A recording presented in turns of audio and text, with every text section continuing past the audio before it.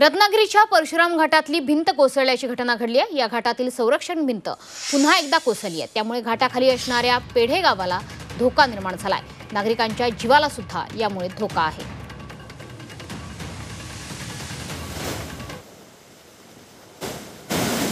तर सध्या आपण ही दृश्य बघतो आहोत की रत्नागिरीच्या परशुराम घाटातली भिंत कोसळलेली आहे। या घाटातील संरक्षण भिंत पुन्हा एकदा कोसळल्याने घाटाखाली असणाऱ्या पेढे गावाला धोका निर्माण झाला आहे।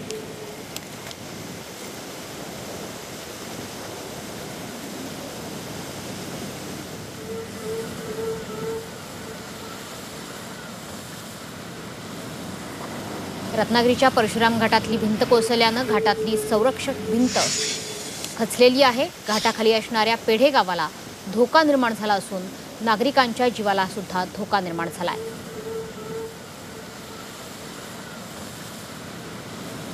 रत्नागिरीतल्या परशुराम घाटातली भिंत कोसळल्याने या ठिकाणच्या गावकऱ्यांना मोठा धोका निर्माण झाला आहे। या ठिकाणी पेढे गाव आहे आणि या पेढे गावातले गावकरी आता भयभीत झालेले आहेत।